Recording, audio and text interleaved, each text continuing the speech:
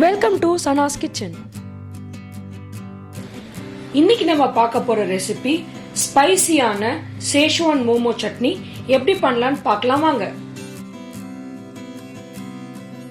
இந்த ஸ்பைசியான மோமோ சட்னி பண்றதுக்காக வீட்ல ஃபுல்கா மேக் பண்ற இந்த கிரில் பேன் மாதிரி வச்சுக்கோங்க. இந்த ஃபுல்கா கிரில்லர்ல லைட்டா ஆயில் அப்ளை பண்ணிக்கோங்க. அடுப்பு தீ லோலியே இருக்கட்டும், ரொம்ப ஹைல வைக்க வேண்டாம். இந்த சட்னி நல்லா ஸ்பைசியா புளிப்பா இருக்கணும். அதுக்காக நான் ஒரு 4 தக்காளி எடுத்துக்கிறேன். நல்லா வாஷ் பண்ணிட்டு இது மேல பிளேஸ் பண்ணிக்கோங்க.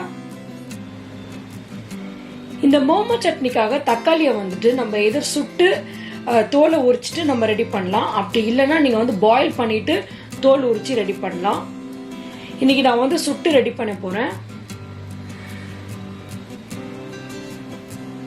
5 to 10 நிமிஷம் இந்த மாதிரி எல்லா தக்காளியுமே எல்லா சைடுமே திருப்பி நல்லா சுட்டுக்கோங்க.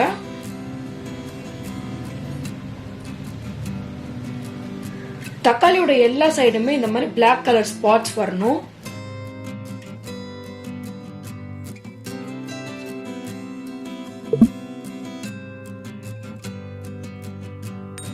ஃபைவ் டு 10 மினிட்ஸ் இந்த மாதிரி எல்லா சைடுமே திருப்பி திருப்பி சுட்டிங்கன்னா பிளாக் ஸ்பாட்ஸ் தோல் ஆட்டோமேட்டிக்கா லைட்டா உறிஞ்ச மாதிரி வந்துடும்.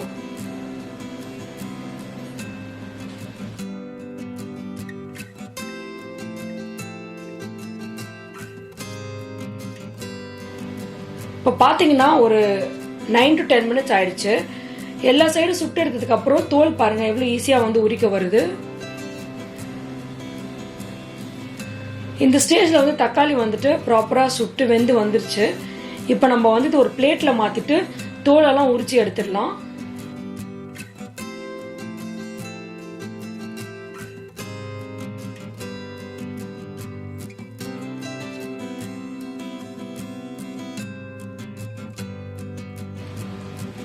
இப்ப இந்த சுட்டு தக்காளியில தோல் உரிச்சிட்டு நடுவுல இருக்கிற அந்த போர்ஷனை நீங்க கட் பண்ணி எடுத்துக்கோங்க.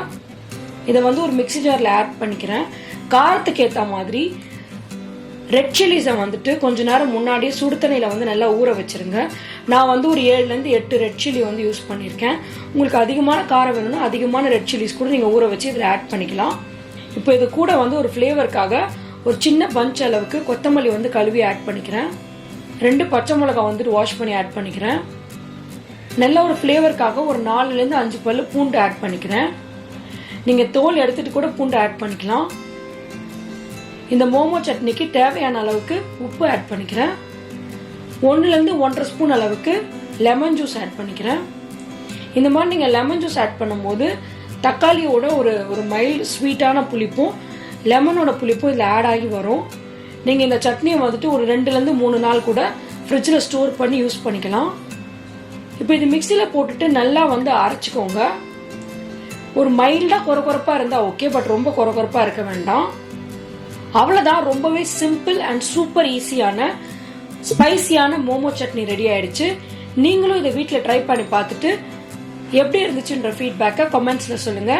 Happy cooking. இந்த ரெசிபி பிடிச்சிருந்துச்சுன்னா லைக் பண்ணுங்க, ஃப்ரெண்ட்ஸ் அண்ட் ஃபேமிலியோட ஷேர் பண்ணுங்க, என்னோட சேனலை சப்ஸ்கிரைப் பண்ணுங்க. தேங்க்யூ.